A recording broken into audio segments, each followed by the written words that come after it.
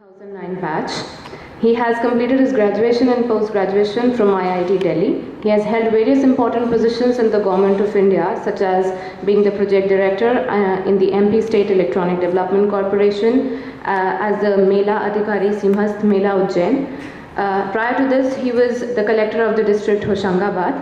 Presently, he is holding the position of the Commissioner of Nagar Nigam Bhopal. I would now request Mr. Avinash Lavania sir for his address.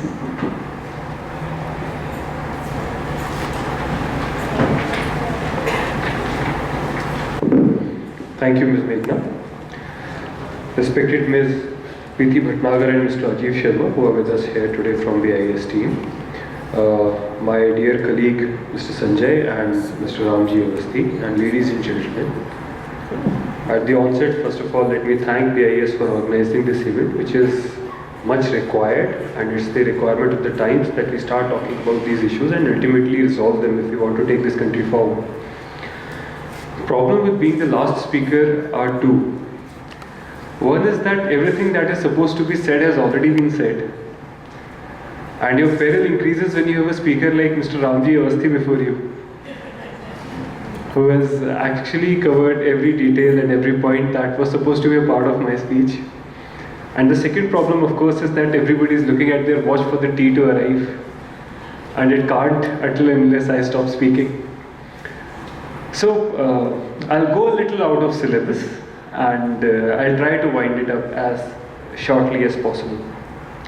See, whenever we talk about management of a particular thing, so we are talking about energy management. So management per se has always meant utilization of the resource to its core. And that's why Human Resource Management Department is the most dreadful and fearsome department in every organization, because they are doing the same to you. But one good thing that has come up now is that when we talk of management, we also have started talking of responsible management, where we have started caring about the resource, where we have started thinking that the resource is not a resource that will continue eternally. It might end someday. So it has to be used responsibly, and it has to be extracted responsibly, right? For that matter, I'm sure all of you would remember when we were young or kids, we were told कि आज से 10 साल बाद 15 साल बाद petrol diesel खत्म हो जाएगा. Then we grew up another 10-15 years, we were again told कि आज से 10-15 साल बाद या 2020 तक डीजल पेट्रोल सब खत्म हो जाएगा. And here we are, all of us, in 2018, and we don't see it ending in 2020. But it's not because all those estimations made by different people were wrong. They were all right. But it has not happened because the way we have increased our efficiency in terms of utilization of these resources.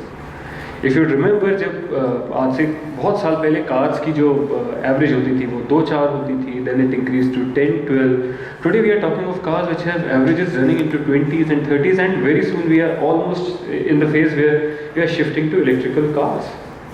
So that is how we are trying to be responsible about the management of all our resources. Why am I talking of all these resources? I happen to be a physics student.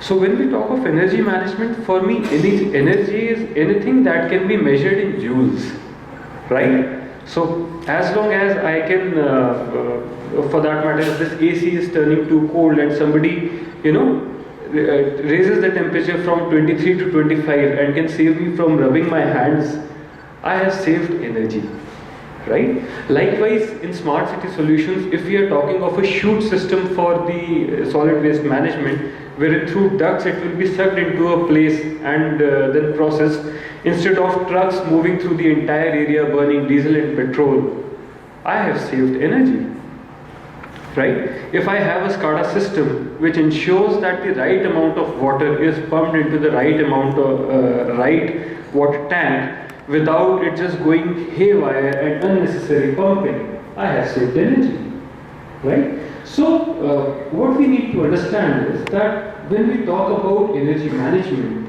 we'll need to start broadening our horizons, and we'll have to come out of thinking only in terms of smart metering, managing the DC and AC currents that we are providing in terms of energy. We need to think about all those products, all those services, as Avasthi rightly pointed out. So smart city per se is the product, which needs your standardization in all the venues, so that they can perform this task really smartly and can actually bring in the energy efficiency that is the requirement of the day.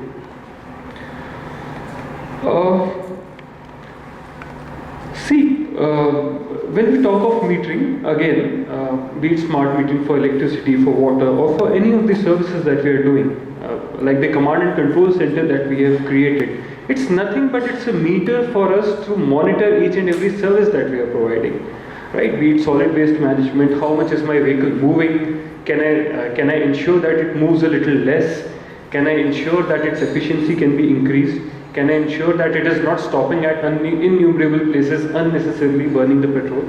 So when we talk of smart metering, it is supposed to take care of three aspects.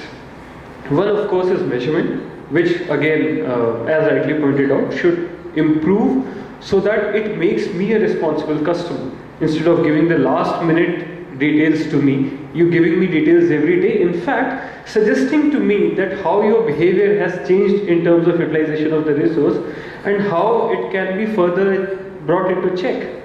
So probably my meter could tomorrow tell me that yesterday your energy usage was only this many kilowatts, but today it has increased to these many kilowatts, largely because of probably television viewing. So I can probably turn the ear of my child and say, okay, I told you to study yesterday, but you were watching television the whole day. So these are the kind of systems that we're talking about, and none of this is possible until and unless we talk about the right standards and the right standardizations are brought into them. There's a lot of handshake that is just waiting to happen between all the smart cities and all the various innumerable companies within the country and outside country offering various products to us that can really help us improve. For instance, one project which is very dear to Sanjay and Sanjay has initiated completely, but he did not mention in his speeches, a project of smart address.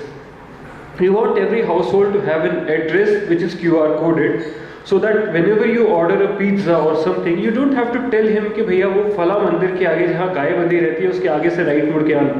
You should be able to tell him that I'm sending you a WhatsApp of a QR code and you can come to me directly. Imagine the savings in petrol burning that can happen just because of this one particular product.